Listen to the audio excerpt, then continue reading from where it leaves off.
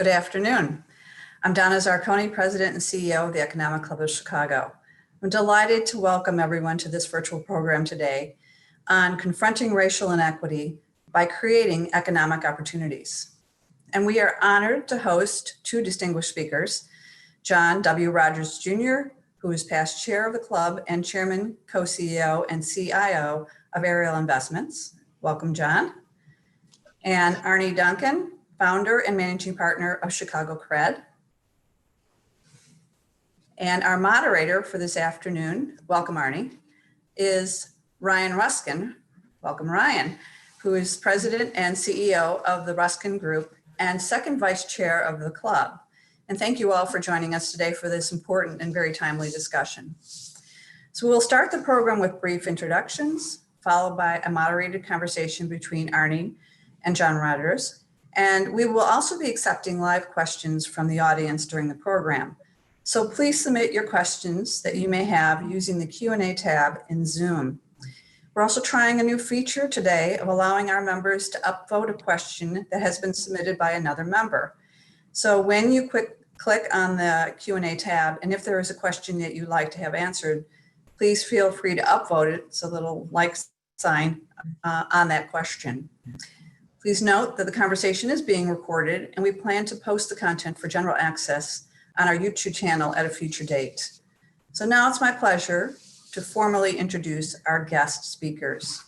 John Rogers Jr. is founder, chairman, and co-CEO and chief investment officer of Ariel Investments. And by the way, the Ariel Fund, which John started over 30 years ago and still manages today, is the #1 ranked fund among its peer groups since the market bottom, which followed the great financial crisis. So well done, John. Beyond Ariel, John is a board member of McDonald's, Nike, the New York Times Company, and he serves as vice chair of the Board of Trustees of the University of Chicago. And following the election of Barack Obama, John served as co-chair for the Presidential Inaugural Committee in 2009. And more recently, he joined the Barack Obama Foundation's Board of Directors. And I'm also proud to say that John also served as chair of the Economic Club of Chicago from 2009 to 2011. And I had the privilege of being his treasurer when he was the chair. So now on to you, Arne. Arne Duncan is the managing director of Emerson Collective and founder of Chicago CRED and former US Secretary of Education under President Obama. And prior to that, Arne served as CEO of Chicago Public Schools, where he won praise for uniting the city's stakeholders behind an education agenda. He serves on numerous boards, including but not limited to Ariel Capital Management, Aspen Institute, Communities in Schools, Lucas Museum, and Catapult Learning, LLC. And he also serves as co-chair of the Knight Commission on Intercollegiate Athletics and has been very vocal lately with regards to the discussion on education and next steps. So we're looking forward to this conversation. So let's go ahead and get right into the discussion. And Ryan, I'm going to turn it over to you. Great. Thank you, Donna and Arne and John. Great to see you guys virtually. Great to see that you still look like the headshots we started the event with today. So that's terrific. We have a lot to cover in an hour, and we could spend hours and weeks on this topic. So we're going to try to be concise and focused on a couple aspects and facets of the issue of racial inequality and economic opportunity. And I think we'll be successful today if we achieve a few things. One is an understanding of what the situation is right now in our city and how we got here, what we'd like to see in the future, what our aspirations are, what have we tried that's worked and hasn't worked, and most importantly, as business and civic leaders, what can we do to help achieve the goals that we're going to talk about today. So let's jump right in and start a conversation on COVID, race, and civil unrest and the relationship among them. As you guys know, COVID is exposing extreme health disparities where communities of color are especially hard hit, 4 or 5 times greater than in white communities. Life expectancy on the West Side, for example, is 30 years lower than in Streeterville. And with respect to civil unrest and racial injustice, civil rights leaders share the view that this time seems different than past movements.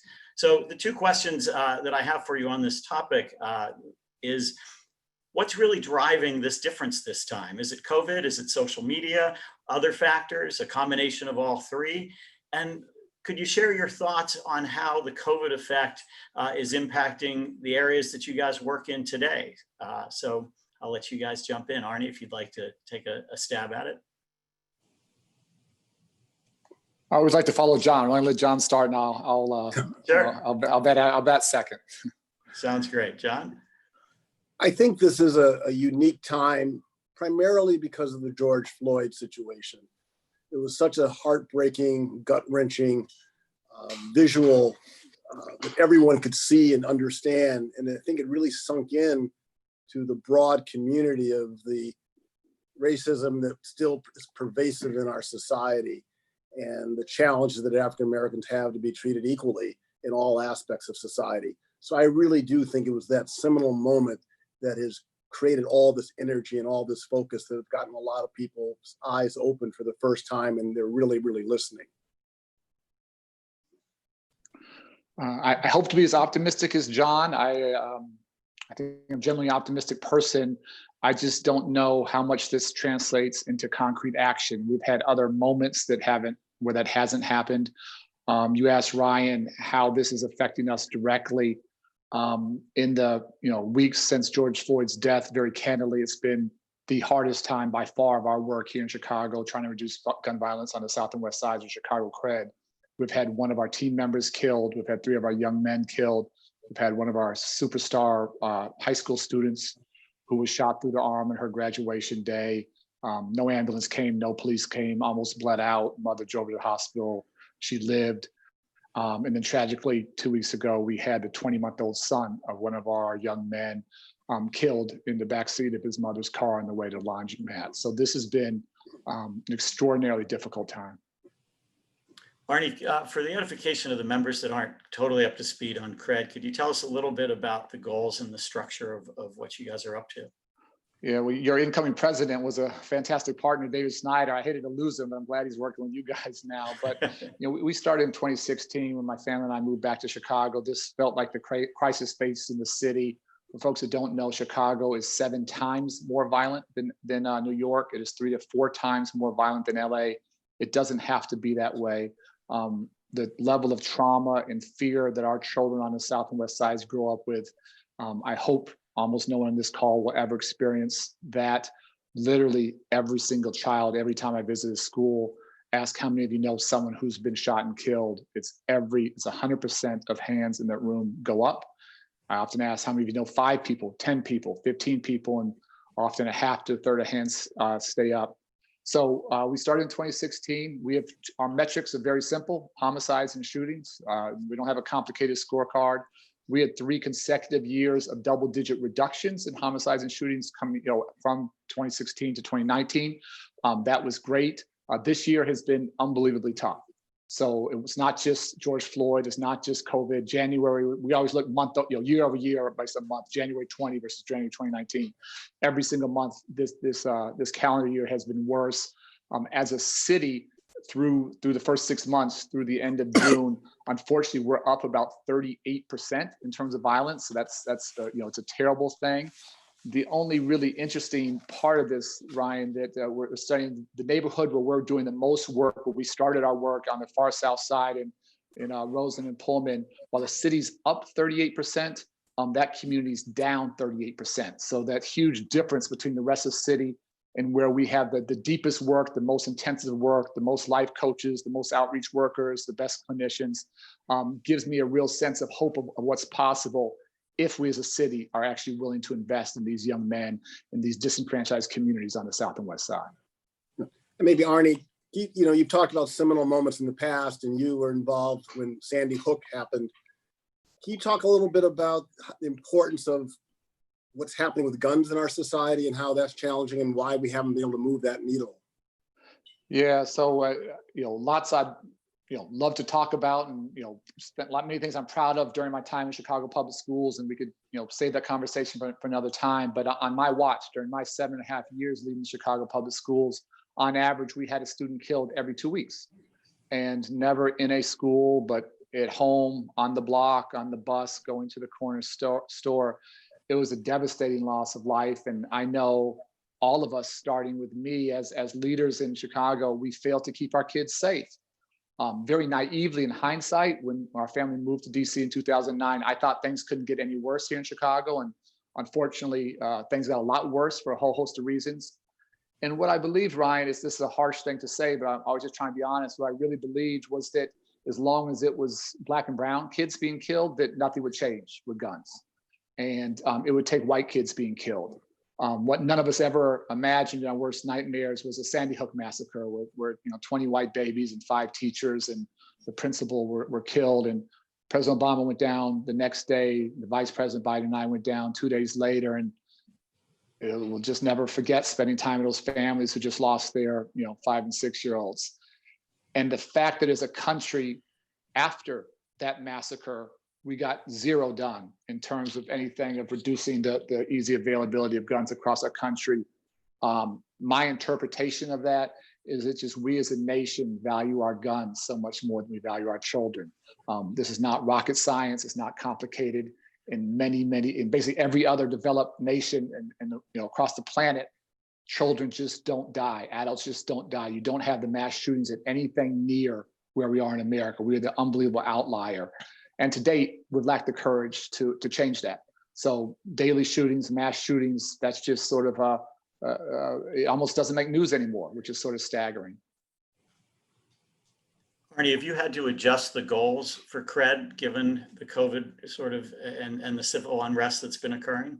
No, we don't adjust any goals. We just have a lot of hard work ahead of us. So our goal is an 80% reduction here in Chicago over the next 5 years. That's a pretty ambitious goal, but to be clear, that would just put us on par, in line with New York and LA. Wouldn't make us any safer, it would just make us not so much the outlier. And so this year, first 6 months, this has been, very, very tough time. That doesn't mean the next 6 months will be, and we're doing everything we can to reduce that. And we'll get into the conversation, Ryan, but this is one that none of us can begin to solve alone. We can all do our small part, but we can't arrest our way out of this. We can't incarcerate our way out of this. This is truly about creating economic opportunity, creating jobs in communities that have been, redlined, have been disenfranchised, have been socially distanced for decades, long before that was a term. And that's why I think this conversation is so important. Appreciate the opportunity, because we need our business leaders across the city to understand they have a huge, both I would say opportunity, but also frankly obligation to help us move Chicago to a much safer place.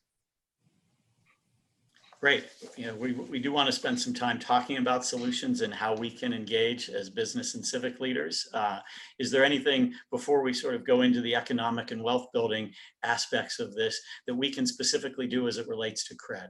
Do you have an ask of us? Yeah, I don't really, I don't want this to be about CRED. What I want this to be about is people understanding that where you have no jobs, where you have hopelessness, where you don't have investment, that's where you're going to get crime and you're going to get violence. And our young men who we work with on the South and West Sides, who are 17 to 24, 25, 26, many are fathers. I always say they are going to eat, they're going to pay rent, they're going to feed their kids, just like all of us on this call do. It's up to us whether they're going to do that in the legal economy or the illegal economy. We've had a number of employers step up and hire men after we've worked with them for a year, 18 months, and that's not an easy process. David did an amazing job helping to build those relationships. But at the end of the day, and we have many amazing nonprofit partners across the city who do this work with us, so we're just one small part of this. But I guess the two things I would ask is for people to judge less and try and understand more. I'd ask people to understand that many of our men have never had we're not giving them a second chance, that this is often a first chance for them. And the final thing, and I mean this from the bottom of my heart, our young men are the solution to the problem. They are not the problem. They are going to lead us to a safer Chicago. We have to walk with them and learn from them, help them be the positive community leaders that so many have in their heart and are becoming. Yeah, I mean, one great example is Eddie Bocanegra, who's a former convicted felon, is leading the Ready Chicago effort. So, he's part of the solution, and there's a lot of that happening. So that's some good news that's out there. So let's shift and talk about the structural issues of racial inequity and what we can do in this area. An Urban Institute study looked at data from 2011 to 2017 that showed that we spent $4.50 in white communities for every dollar we spent in Black communities. And most of that money was private investment in white and low poverty communities. To look at that another way, low poverty neighborhoods receive about 4.3 times market investment as the median high poverty areas do. Majority white areas 4.6 times over majority Black areas. And the public and mission-driven investment, which flows the other way, in some cases 10 times more money into high poverty neighborhoods, doesn't offset it, because the numbers, for example, are 67 billion of private money to 4 billion in public. So, John, you recently stated at the Bloomberg Invest conference that the wealth gap has gotten so much worse than we could have expected or anticipated in the last 40 years. The median Black household net worth is a mere $17,000 compared to $171,000 for white households, which is a tenth. So my question is, what's gone wrong, and what steps can we as business and civic leaders take now to start to reverse this course? Or specifically, what goals should we have? Well, I think that one thing, I think the data is important. And one of the things I would just reinforce is that not only the data bad, but it's gotten much, much worse. You know, Ray Bashara from the Federal Reserve of St. Louis talks about between 1992 and 2016, college-educated African-Americans saw their wealth decline 10%, while college-educated whites saw their wealth increase 96%. That's an extraordinarily bad statistic. Dean Kerwin Charles from Yale Business School, formerly at the University of Chicago, he has data that shows that relative to white Americans, African Americans today are worse off than our grandparents were. And things have just continued to deteriorate the last 40 years. And it's remarkable that people really don't understand how much worse it is. You know, there was a data point also in Nicole Hannah-Jones's piece in the New York Times Magazine last weekend, where she talked about how actually white Americans think that the wealth gap is only 10% versus the 90% that you mentioned, Ryan. So I think first and foremost is getting those expectations clear and the facts clear and the data clear. I think what's happened is that because people thought things were better and people thought that the civil rights movement had been successful and that affirmative action had worked and more African Americans were going to college, that the problem was solved. And there was no more need to really work with African-American businesses the way we used to 40 years ago. When I was coming home from Princeton in 1980, not only did we have these great African-American businesses like John Johnson's Ebony and Jet magazine and George Johnson's Johnson Products, Afro Sheen and Ultra Sheen. We had the two largest Black banks in the country, Independence Bank and Seaway National Bank. Great advertising agencies like Burrell. Just go down the list. We were the mecca for African-American business. And then Harold Washington got elected, and he put a real focus on strengthening the African-American business community because he understood that would bring jobs, philanthropy, and role models to our community, and it would build on this great history that Chicago had. And what's happened is we've lost sight of that. Most of the anchor institutions in our community do not work with Black businesses except for construction, catering, and basic commodities. As our economy has become a technology-based professional services and financial services economy, we are still working with Blacks in the parts of the economy where the least wealth is created and where the profit margins are the lowest. So to answer your question, we have to get back to a status where anchor institutions that say they're committed to diversity and inclusion need to be working with local African-American businesses that will, again, provide the jobs, role models, and help solve this wealth gap that we have in our city and our country that's just so dramatic. Thank you. You know, John, while much of racial inequality can be traced to specific government policies at different points in history, internalized racial bias augments the negative impact of those policies, as we know. Can you share some personal examples of that type of racial bias you've experienced and the impact specifically on African Americans in the finance industry? Well, the example I would give, it goes back a while. During the Daley administration, I was president of the Chicago Park District. And as many of you know on the call, there are 9 museums that were on parkland at the time. You know, everything from the Art Institute to the Field Museum, the Science and Industry. And I realized that they were not working with Black financial services companies or professional services companies, even though they were on parkland, directly subsidized by the Chicagoland county taxpayers.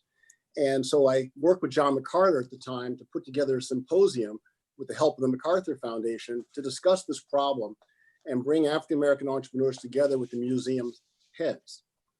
Well, the museums came up with a invitation for the event, and it was a man in a hard hat with a shovel, and the tagline was "Digging Up Business."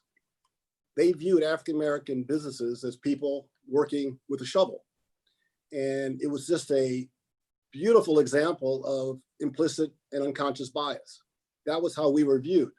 They never could think of us as being their investment banker, their lawyer, their money manager, their accountant, being their computer expert, whatever it happens to be. So I continue to think that is the real challenge, is we have to get away from this bias where people, when they look at us, they don't think we're up to the job of doing the work in the professional and financial services industry. And the data is clear. You know, I was working with David Snyder years ago on a talk that I gave to Cranes. And we went through the data, and he looked at Cranes' list of the top 25 accounting firms, top 25 law firms, top 25 money managers at the time, real estate firms, insurance firms, every sector that Cranes focused on. And there was not one African-American firm that made the top 25 in any of the lists. We were nowhere in the city where we at the time were 35% of the population. We couldn't make the top 25 in any of these industries, even though we have multi-generations of accountants and lawyers and financial services executives in our country, in our city. We couldn't build a firm of scale and size. So it just shows you that this bias is real. And then finally, you know, I remember someone at the time, Lerone Bennett from Ebony, saying, well, maybe if we're not successful at African-American companies building them again like we used to, maybe everybody's being successful in large majority companies.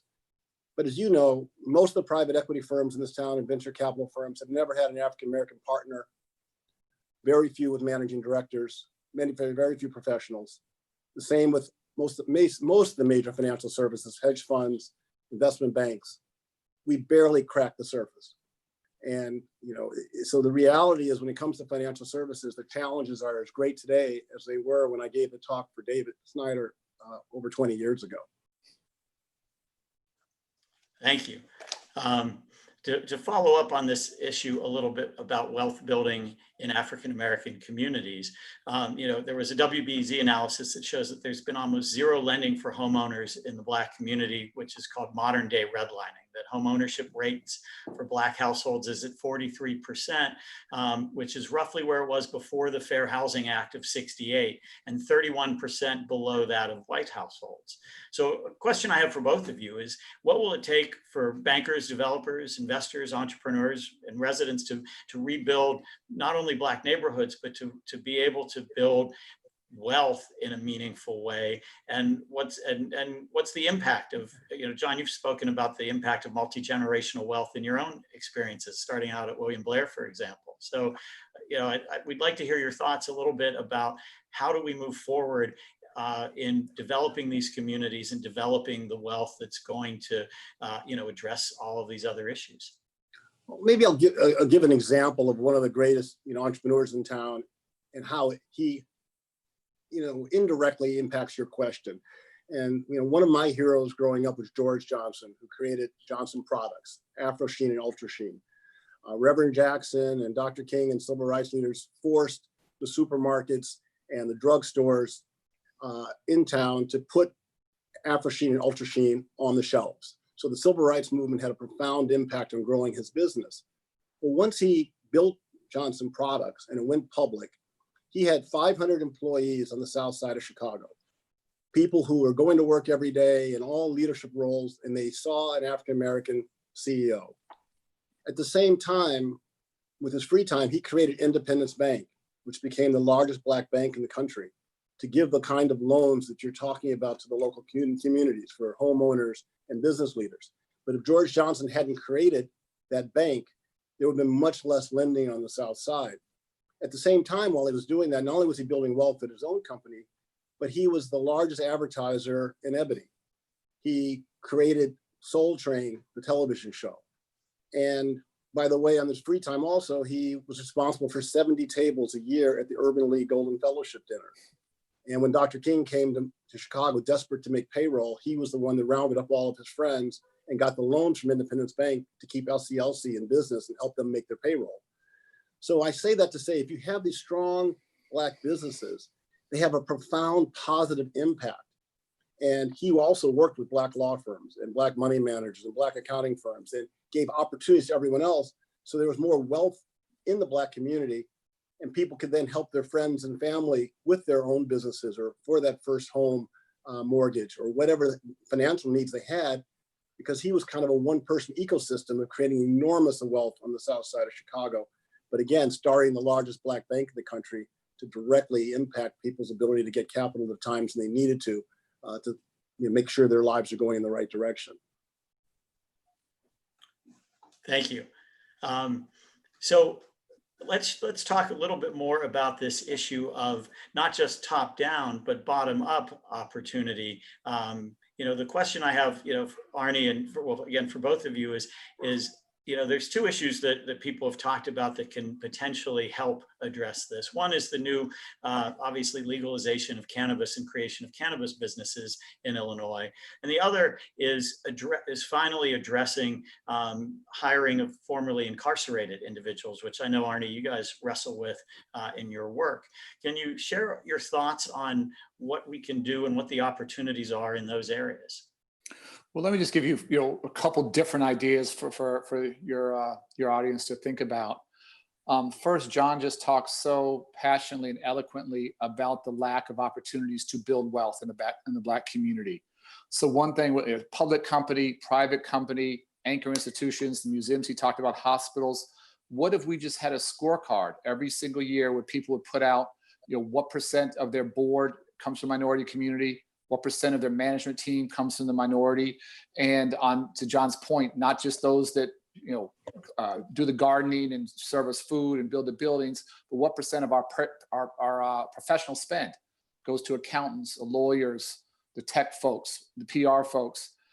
If we had that kind of transparency across Chicago, that would be extraordinary. And John's worked really hard at places like the University of Chicago, and they've seen great progress, and they're creating wealth and creating jobs, but they're the outlier. So that would be the biggest thing for me, would just to have a public scorecard. Everybody put their information out every year. That's the baseline. And do we get better or do we not get better? Secondly, we have to invest in these communities. You could talk about their definitely lack of options, lack of whatever, Austin, Englewood, but what they all have, they have a whole lot of vacant lots. And we've seen a massive exodus of the Black middle class back down south because of the violence. So schools close, there's less revenue, it's just downward spiraling. But think about if we built, pick a number, 2,000, 3,000, 4,000 affordable homes on the south and west sides, and able to build some home ownership and some wealth, and had a more stable Black, working class, middle class, whatever you want to call it, repopulate these communities and be more revenue, more kids going to school, more revenue, it'd be a virtuous cycle rather than a destructive cycle. We've done a little bit around in the construction space. We own just a couple of houses, but our guys want to work. What an amazing jobs program, and there's literally rebuild communities. Third, to your point, Ryan, is we have to make ourselves uncomfortable. We have to do some things differently. And to your point, part of that has to be to hire people with criminal backgrounds. And I'm not saying hire someone right out of Cook County Jail, but when our group and Eddie Bocanegra's group and other groups have worked with men for a year, 18 months, and seen their transformation, seen their commitment, and see how serious they are, they have to have a chance. And I'll speak for myself. If I was known for the worst thing I did in my life, I probably wouldn't be on this call. It's probably true for most of these other folks too. And what someone does at 16 or 17, they could be a very, very, very different person at 26 or 27, whatever it may be. And so we have to create some employment opportunities. And then the final one that, just real current, people are talking about defunding the police. I don't love that term.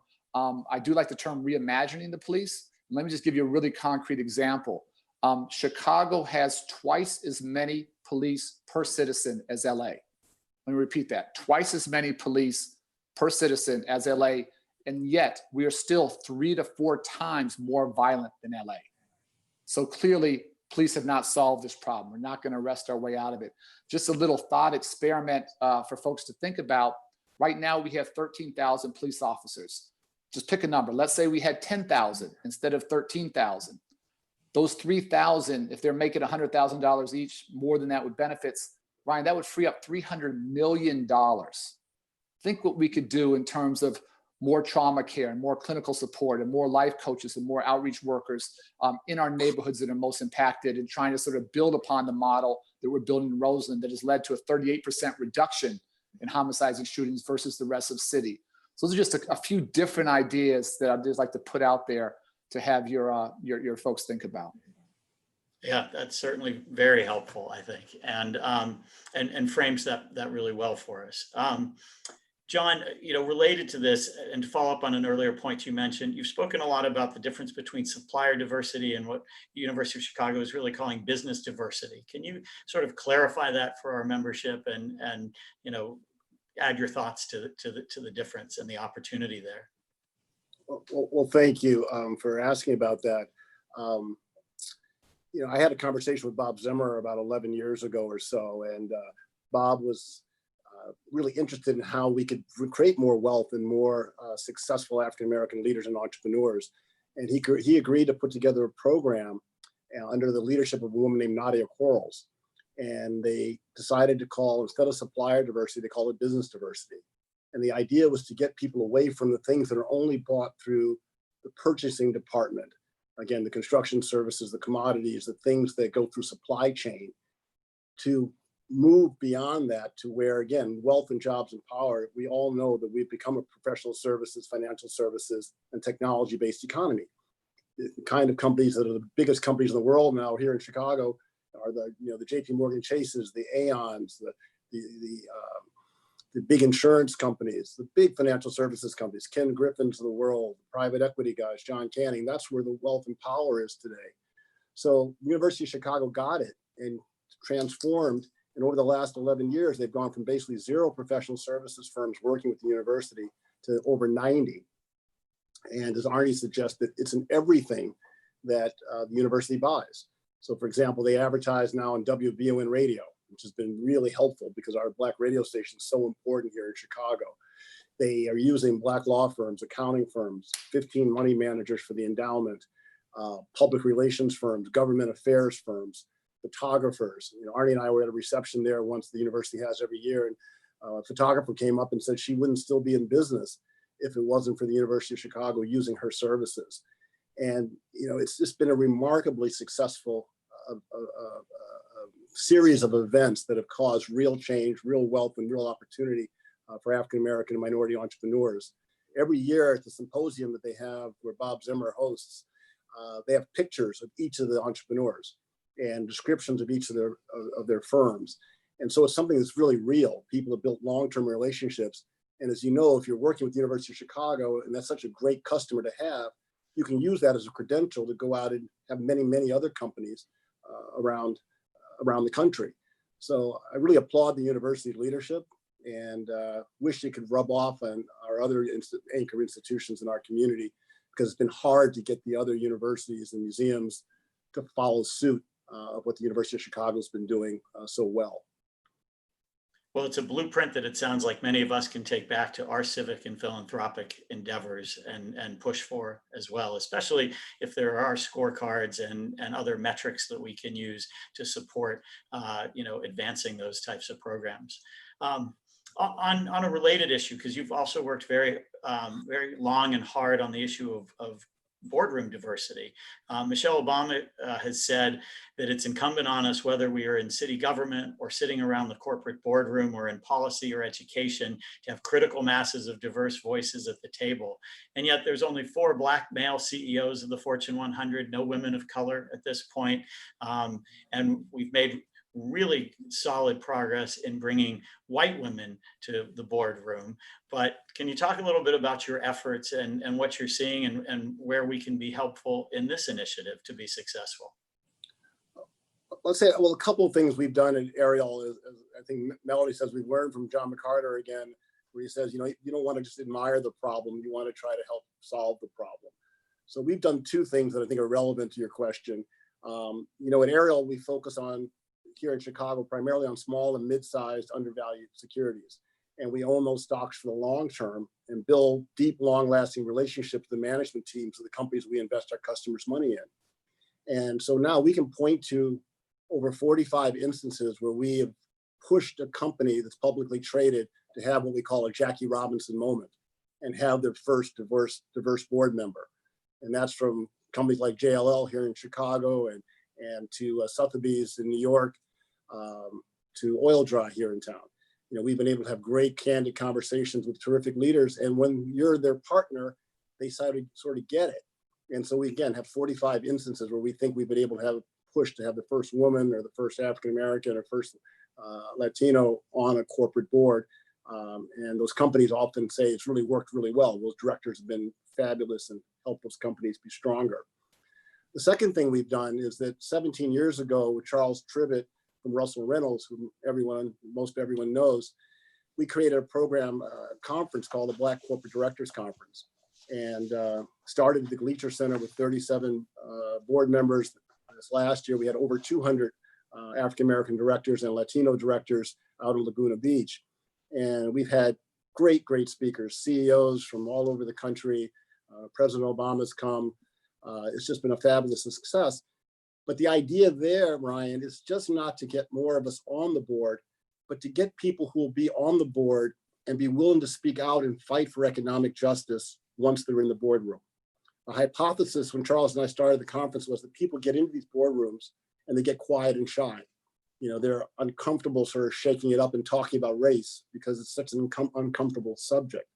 So we like to bring in white CEOs to our conference so they can sort of see a group of 200 people of color and maybe start to realize they can create an atmosphere in their boardrooms where this conversation happens more readily, and that the minority directors hear from each other how to be effective in the boardroom and pushing the civil rights and economic justice positions in the boardroom. To help do that, every year we bring what we call the conscience of the conference. And it could be someone like a John Lewis, Harry Belafonte, Ambassador Andy Young, Reverend Jackson, and many others who come to remind you that so many people sacrifice so much to get these boardrooms open for people of color. And that if we're not willing to speak out and fight for each other, we're not living up to the values that Dr. King dreamed of for all of us. And so I think that's something we've been really excited about, because we think that that's a message. We not only need more diverse directors, but you need more diverse directors who are going to speak out and fight once they're in the boardroom, understanding that you're there to bring change and you're there to help solve these intractable problems that are plaguing our society today. Thank you. Ryan, Go ahead, Arne. If I could just add one thing, it just strikes me hearing John, and if we're going to be real honest with ourselves, whatever hard work any of us have done collectively, we're not winning right now. We're not winning. John talks about the wealth gap being worse, going back to, grandparents going back, decades, violence up 38%. So for all our good intent, for all of our, civic will and corporate responsibility here in Chicago, we got to be real honest. And right now we're not winning. We have to do some things differently. I just got to say, and John and I haven't had this conversation, he may disagree. John's been my best friend, mentor since I was, in middle school. But I've heard him say these points so clearly, so eloquently for, 20 years, 25 years. He's still the only CEO I know in town who's talking about these things. And it can't just be the Black guy's job to solve racism and structural racism in Chicago or anywhere else. I'm not speaking for him, he hasn't said this, but it's got to be exhausting. And until the points, again, if people disagree, they should push back on his data, push back on his facts, push back on his strategies and solutions. But until white CEOs in town start to own this and feel it's their responsibility, not John Rogers' responsibility, but feels their responsibility to address this, John's going to still be this lonely voice in the wilderness preaching and getting a win here and there of UFC, but not breaking through structurally, not breaking through fundamentally. So that's the moment we're in. We'll either just let John do his thing by himself, or a whole bunch of CEOs in town will own this and help lead it for him and shoulder a little bit of that burden? That's the challenge I'd put to your audience. Well, I'm sorry. Thank you, Arne. I appreciate the shout out. We have been talking about it for a long time, but there are some other leaders that have been doing some great things. To be fair, Bill Von Haney's leadership at Exelon has been extraordinary. I think Exelon has the best program in the country to not only work with minority businesses, but to push their majority partners to have minority executives on the relationship with Exelon, the law firms, the accounting firms, the investment banks, the major banks. And Bill's leadership's been extraordinary. McDonald's has had a program that goes back to Ray Kroc's days and Fred Turner's days and the leadership of Andy McKenna, where they've created many African-American and Latino franchisees, and many of the largest Black businesses in the country are McDonald's suppliers. So there are some great examples, and others that are coming around now. The Michael Sachs is doing great work. Northern Trust has been doing some great things, not to pick on a few, but there is some green shoots out there of people who are really listening and vowing to make a difference. And you're so right. When we get a multicultural group of people fighting and talking about these issues, it makes all the difference. Great, thank you, guys. The adage, from my consulting and engineering days, that what gets measured gets done, is absolutely critical. And I think the more we start to track and measure and scorecard without just reducing things to simple numbers, realizing there's a story behind that, I think the more impactful we can be going forward. But we're going to switch over to some questions from the audience. They're coming in fast and furious. People want to engage with you guys on many of the issues we've talked about so far. The first question relates to the point on reimagining the police and what social services would make the most impact if we were to have this shift among funding and structural, alignment between police and social services. Yeah, so I don't want to begin to pretend that I had this all figured out. And I'll be really clear, we're making big mistakes every single day and learning hard lessons. And if this work does nothing else, it humbles you. And as I started with, this has been the hardest time in our almost 4 years of doing the work. But let me just say what we are doing in Roseland that I think is contributing to a 38% reduction in violence at a time when the city's up 38%. So we have an amazing outreach team that reaches out. They're like our HR team. They're reaching the guys most at risk of violence and bringing them to us. We have a clinical team. Our guys have dealt with trauma all their life. We have to help people heal. We always say hurt people hurt people. And so we have amazing counselors who are helping guys deal with a lifetime of trauma and work through that. We have an education team. We've had lots and lots of guys get high school diplomas. We have a set of guys starting college actually this fall virtually. And that's been fantastic. We have a jobs team where guys learn hard and soft skills and work with us and for our partners before we transition them to the private sector. And then we have an amazing life coach team. Many guys, frankly, who spent a lot of time in jail have come out, have committed themselves to righting their wrongs. And we always say experience can be the best teacher. It just doesn't have to be your experience. It can be somebody else's. When you think about it, Ryan, so for every guy in a perfect world, we have an outreach team member, we have a life coach, we have a clinician, we have their education tutor, and we have their jobs coach. You have 5 adults working together on behalf of every guy in a team. We're still tightening up that process. You think about that infrastructure and what that takes. That's the kind of thing, if you had $300 million, we could do in other parts of the city. We're funding all of this privately and philanthropically, and that's been really lucky. But this has to be a public good. Forget the devastation, heartbreak. Every murder costs our city $1.4 million. And so I can make a pretty good case on ROI that if we can reduce those homicides, reduce the jail, reduce the going to court, reduce all that stuff, this is the right thing to do. So that's the kind of model. If you had $300 billion, you could hire a lot more life coaches, a lot more clinicians, a lot more educational tutors. Last thing I'll say is a little interesting. What the mayor has said is that she doesn't want to lose the younger police officers because that's the more diverse police officers coming in. I totally support that and respect that. What we do have, we have an aging workforce. So we have 900 police officers retiring every year out of 13,000. So I'm not suggesting fire anyone. I'm just saying if you lose 900 police officers in 2020, think about, do you replace any of them? Do you replace half of them? Do you replace 300 of them? and let's build these teams in community that can give men the kind of support they need.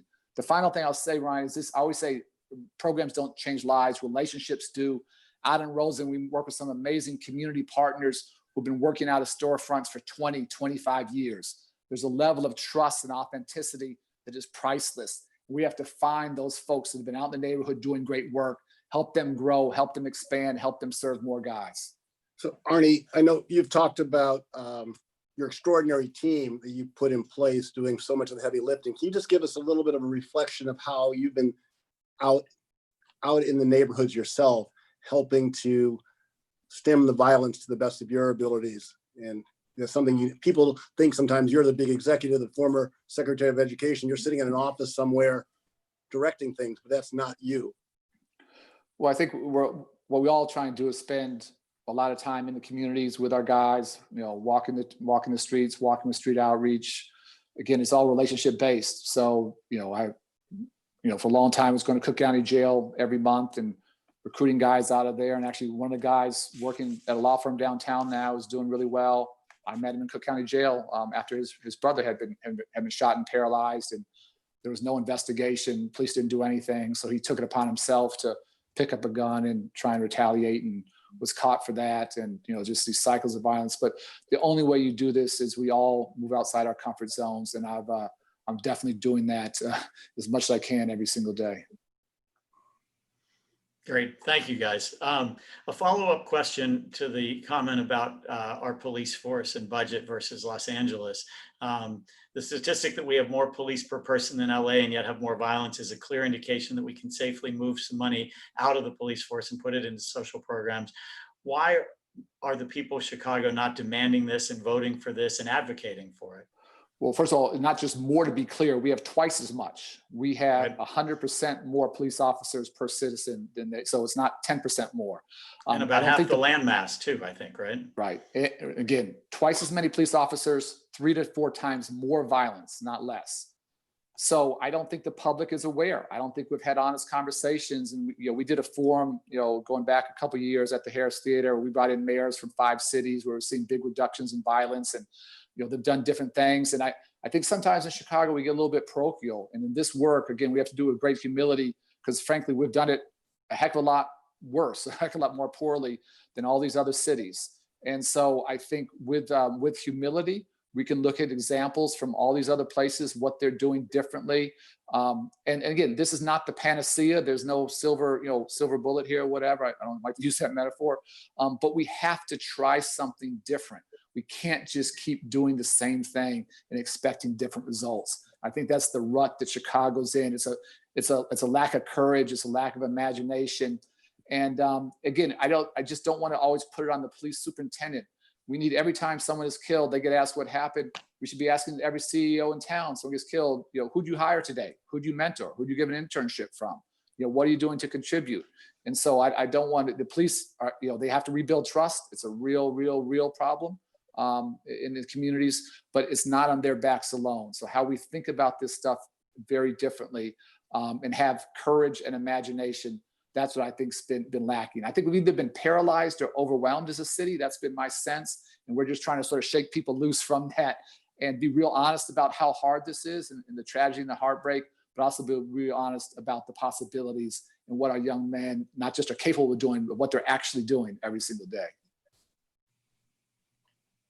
Great, thank you.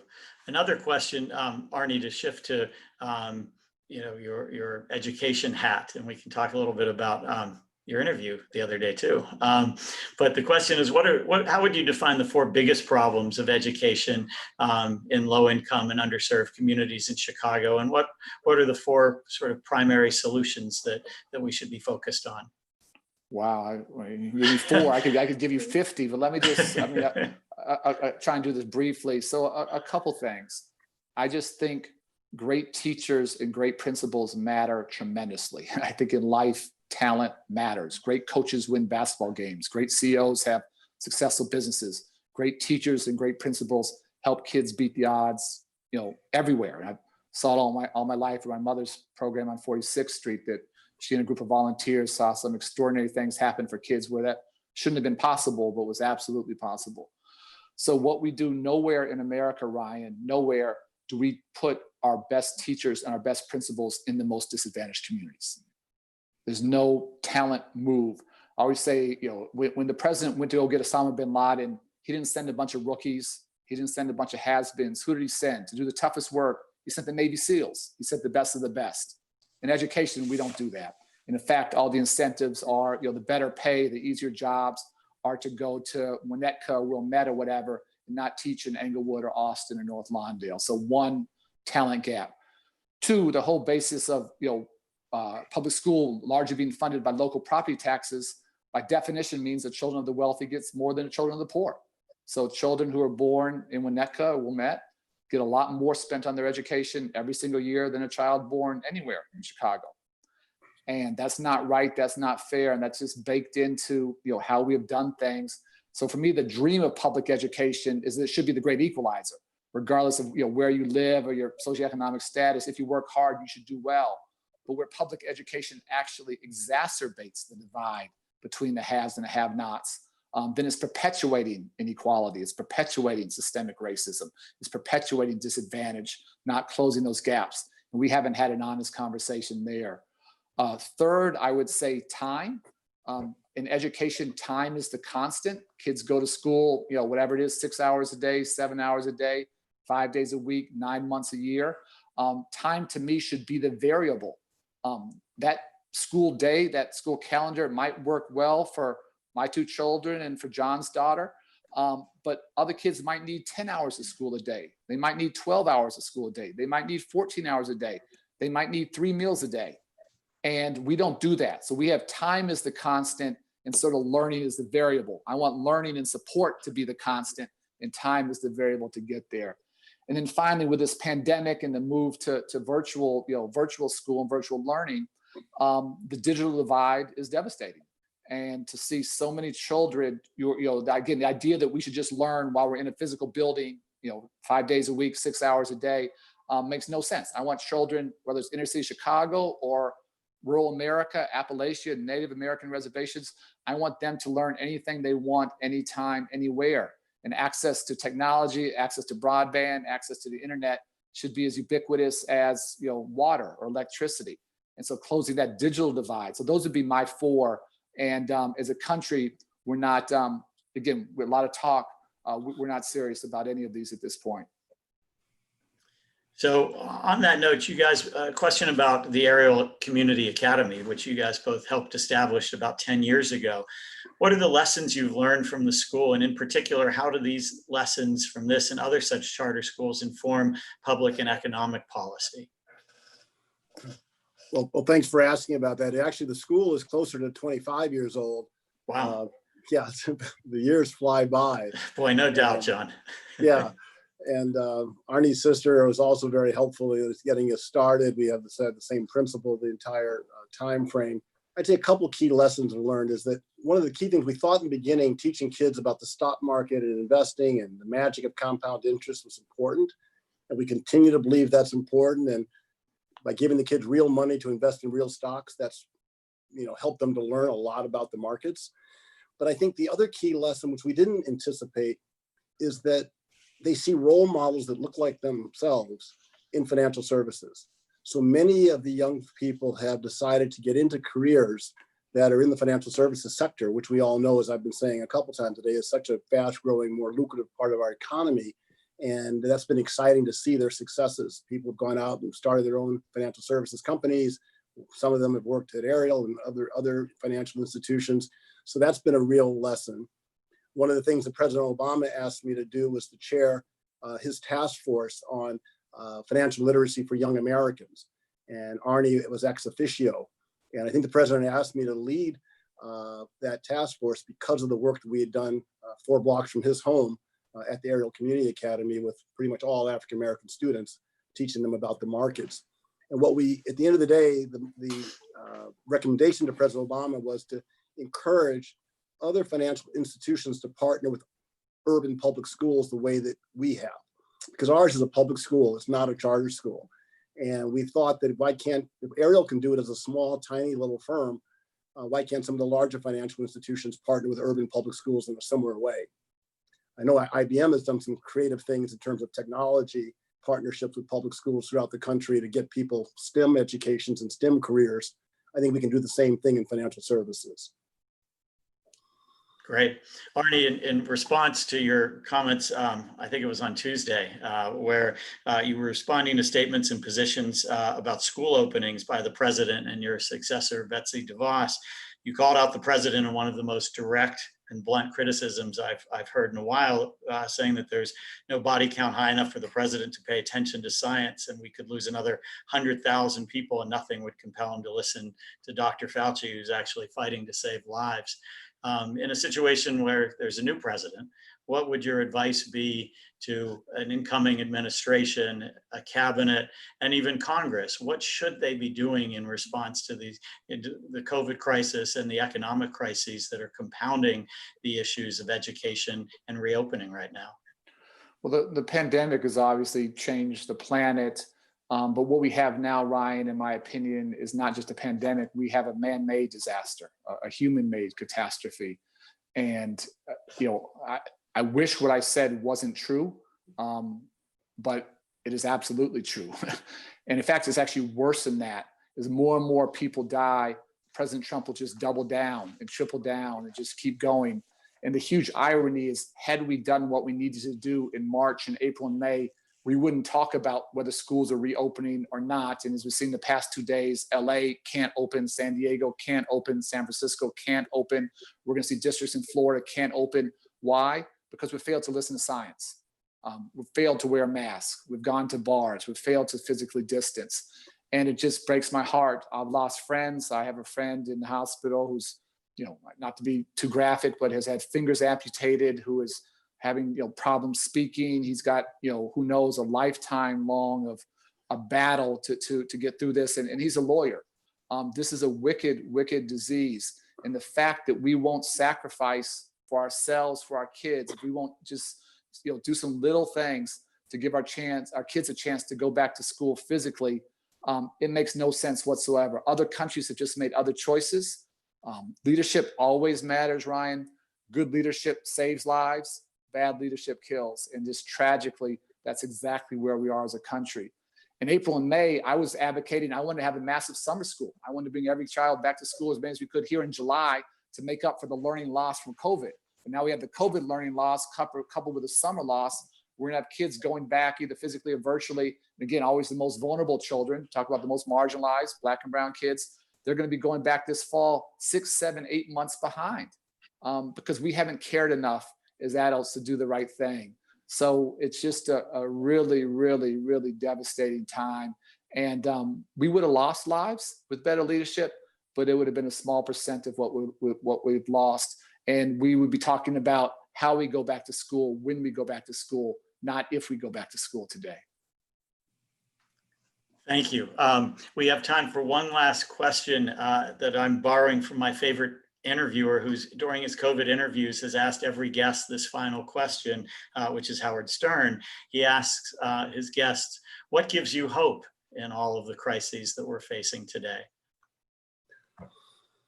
Well, I'd start with leaders like Arne give me hope. He is just such an extraordinary leader with such passion and so much heart, and cares about the lives of our most vulnerable citizens. His type of leadership is what we need more of in government. People who are not caught up to short-term politics and doing what makes people comfortable with making the hard choices and the hard decisions. And, his kind of leadership and his kind of role modeling, that's what we kind of need. We need those kind of profiles and courage in our political leadership in this country. So here in Chicago, Arne is the leader that gives me the most hope. Well, I appreciate that, John. Just return it. Like I said, John's been, my mentor and role model since I was about 12, and just watching how he treats everybody the same, watching how he navigates all these different worlds. It's just been an extraordinary life lesson, and continue to learn. I think I will forever. The other thing that gives me hope, Ryan, is I just watch what our men are doing. And again, good days, great days, heartbreaking days, but we literally have men who have shot at each other in the past. We have men who have shot and injured each other, who have tried to kill each other, who are making peace, who are coming together, putting the guns down. telling their guys, no retaliation, let's sit down. These guys want something different. They are desperate for something different. They're not winning.